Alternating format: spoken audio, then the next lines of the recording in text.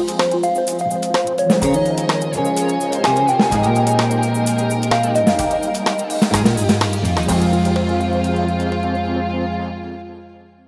on the show, we're going to keep it local. We're going to start with the intersection of Embarcadero Road and Middlefield Road, close to Walter Hayes Elementary School, where some parents are really concerned that the changes to the intersection recently are endangering their children.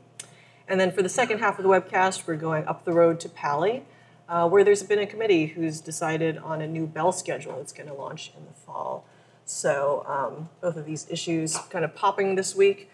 Sue, let's start with what happened at the city council meeting. There was a whole group of parents who showed up with a petition. What are they concerned about? Well, mainly they're concerned because there are changes at the intersection that involve, there used to be a signal light. When you would be at the signal light and it turned red, it would turn red in all four directions simultaneously. Mm-hmm. So that stopped all traffic, and it allowed the crossing guard to cross the children on the diagonal. Mm. So they would go diagonally across the street, and that would, what that did was it prevented them from having to stand on one corner, walk across, and then stand on another corner and wait and walk across again. So that was deemed as safer. Mm-hmm. So what they did was they were doing, the Transportation Division was doing repairs to Middlefield Road. They were resurfacing it, and as part of that, they did what they believed to be things that would enhance safety.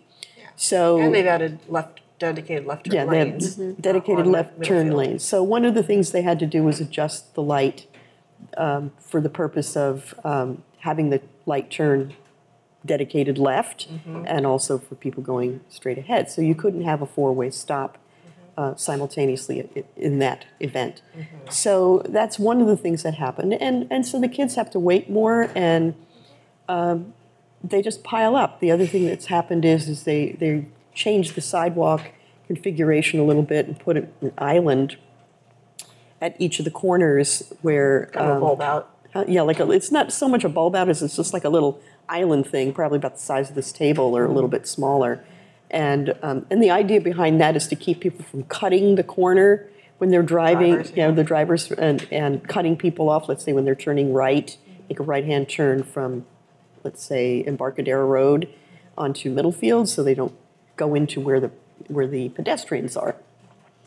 But what's happened is that there are a lot of pedestrians and a lot of bicyclists, and so they're just sort of end up in the street. Yeah, there are hundreds of kids who are going to school, and their parents are sometimes walking with them since it's elementary school. Some of the pictures that we saw attached to the petition or kind of circulated with the petition show bicyclists kind of standing on the street because there's too many bicycles on that island and on the sidewalks already. Right, and the parents have said they've seen a lot of near misses already. People just cutting the corner or going over the little island. They're just ignore it and just go right over it. And so they're very concerned. They've had to shield kids as they're going to school or as they're waiting on the corners. So I'm sure the city did this with the idea of relieving traffic congestion in a really impacted area, especially during rush hour. But do you know if they talked to the school or sought feedback or anything, or thought about the fact that Walter Hayes is right there and that kids' commutes would be also impacted? I have not heard. I haven't heard anybody say anything about that. That there was any real discussion, and so I think that it almost took them by surprise when they thought about Walter Hayes in and of itself, and that could cause a problem. Part of it is that on at least two of the corners, the sidewalks are really small. And so that the existing sidewalks as they are, so there isn't enough room to begin with. And that's part of the issue there. Yeah, this occurred 2 weeks ago. It sounded like some parents were taken by surprise. So was it clear that there had been outreach to the old Palo Alto neighborhood, which sends a lot of their kids to Walter Hayes? There was it wasn't clear that there was any outreach to the neighborhoods. And so that's basically, they just sort of came there and got this big surprise and saw what's happening. And the city maintains that it is going to make everything a lot safer. They haven't finished their striping and that type of thing. In an email that I got from our city manager, Jim Keene, basically they talked about that this was some sort of Dutch design. And I think that they have looked a lot to Europe in terms of their redesigns for bicycle pedestrian safety, and that may not jibe well with Americans because they may feel that perhaps we have a different way of doing things or more traffic or, just it may not be this, it may be apples and oranges in their view. Yeah, what kind of strikes me is that there's always a period of time when the city seems to be saying, okay, everyone, let's just wait till it's done and let's make sure that people are sort of trained on how to use this intersection before we come to any conclusions. But that kind of always goes kind of in tension with what's actually happening on the street right then. And people feel endangered. Well, it's kind of interesting that, the whole concept, this is a whole new concept that I sure never grew up with, and I'm sure you didn't either, of having to be instructed on how to cross the street. And so they actually put out something that it went into a packet that went out. It was a flyer that went out to the kids, and the city actually produced it that says how to use this intersection. Okay. And and this is one of the things that they were going to do as well with Ross Road, which, as you know, has been that bicycle boulevard has been another really serious bone of contention with residents there in terms of all of the so-called street furniture, I guess you would call it, or bulb outs and bollards and all kinds of things that you see. Yeah. And it's a whole different way. If you go down parts of Middlefield Road, you'll see now, especially near some of the schools, right? You see these giant things that are lining the bike lane, so that the idea is that you don't have cars, I guess, careening into it. Yeah. It keeps people corralled, but it's a little bit jarring for Americans because we're not used to all of that. Yeah. Some of the people who are complaining, what do they want the city to do, both immediately and then kind of in the long term? Are they saying take it all out, or are they saying, we need some crossing guards? Well, they said two things. One is they would like, ideally what they would like is they want to go back to the diagonal crossing and the four-way immediate stop lights. And but in the interim, what they really wanted immediately was to have additional crossing guards. And so the city has agreed to do that. Jim Keene basically said at the council meeting that, they were going to put out another crossing guard out there, at least one, and that they would look at the possibility that they might have to go back to the four-way stop. But, the idea was that they wanted to speed up traffic because once they change things with the lights, then that was going to make more traffic back up. And so you either have to deal with, traffic congestion or traffic collisions. I don't know which, Yeah, yeah. And it's happening in the morning, which is when, 8:15 or so? Around that, yeah. It happens both morning and afternoon, but, and I guess, but the main thing is the morning one is the really critical one because you've got all the cars going there at the same time. It looks like they're still working on the intersection. Are they going to just kind of hold the plan and move forward with that until they're done with it and then evaluate? I think they're going to move forward with it and finish it up, and then because it's mostly just striping that they're working on at this point.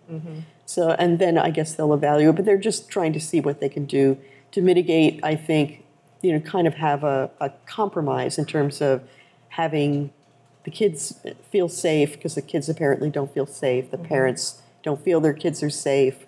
They're talking about just driving their kids to school again, which is going to just be... Yikes. Yeah, they're saying, you don't want that. You don't want us driving our kids to school because that's going to really create problems. So the parents are also saying they're willing to compromise or work. They want to work together with the city, but they really want to be part of the discussion. And they want to be heard. That's the main things. Yeah, and we should point out that the city council didn't have it agendized, even though the parents came to the council to speak, so there was no council comment. Yeah, and there were about four residents who actually spoke, but the petition had over 100 names on it. Okay, all right, great. Well, I know we'll continue to cover that. Thanks, Sue. And Elena, we're looking at a different schedule for Paly, and there's some interesting things about how this came about and the board's stance on it. Where do we stand with that plan?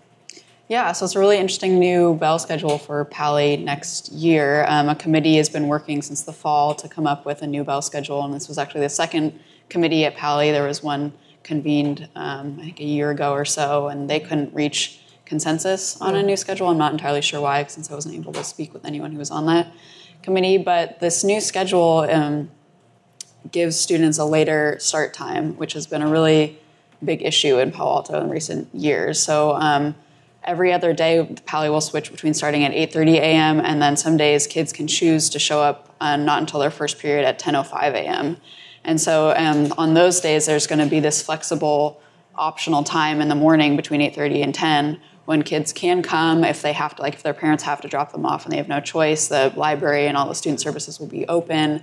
They can't really meet with teachers unless they figure that out sort of ahead of time, because teachers now will get that time, which is longer, dedicated time to meet with each other, which is also really important for them. Yeah. Clamoring for. Yeah. So, but for students to be able to choose to get that sleep is really key if that's what they want to use that time for. Yeah.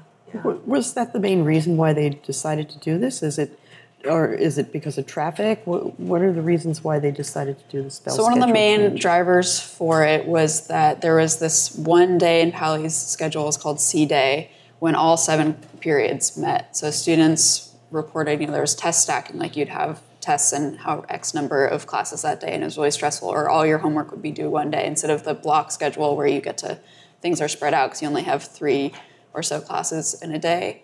And I remember there being student media stories about C Day and how stressful that was for kids, and they were really didn't want that anymore. And it was also sort of a remnant of old traditional schedules where you would meet with every class every single day. Every like day at was Gunn. C-Day when I went to Paly. Yeah, which Gunn had until recently, and they just switched to a block schedule like 2 years ago or so. So the block schedule is supposed to be sort of a more relaxed, easier pace, not really like rush transition periods for students, and relieve the intense homework load. So a lot of it was about that. There is also, it's pretty well established that sleep is really important to teen mental health, and with adolescent sleep patterns, it's recommended that secondary schools don't start before 8:30 a.m.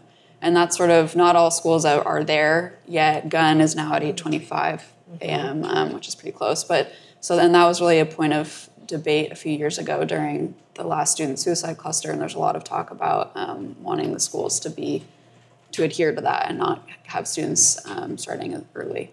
Mm-hmm.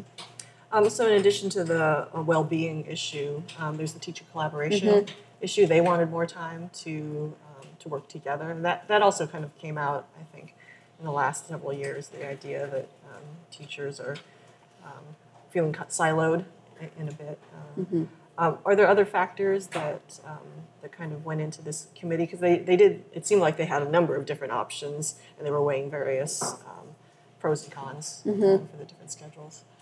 Another factor of the new schedule is there's more tutorial and advisory time, and so tutorial is sort of this time for students to seek help or work on homework, so they can talk with teachers. And it is sort of free in terms of like they can choose how to use that time, but it's required, so that like attendance is required. And that's supposed to also sort of increase connections between teachers and students. Advisory time is also increased, and that's when students meet with their teacher advisors, so another adult-student connection time. And they're also going to use that time to deliver a new social-emotional learning curriculum, which is another big factor because that's rolling out this year at the schools, but the current bell schedule doesn't have enough time for it, so that was important to sort of build in. Yeah, these classes are going to be meeting for like 80 minutes each, and I think one thing that I noticed that they built in was just the sort of buffer. There's a buffer between all of the instructional periods, so you have 80 minutes, then you might have 40 minutes or 30 minutes for tutorial or advisory, and then you might have 15 minutes for brunch. So it is really kind of spread out throughout the day, and kids won't get out till 3:35.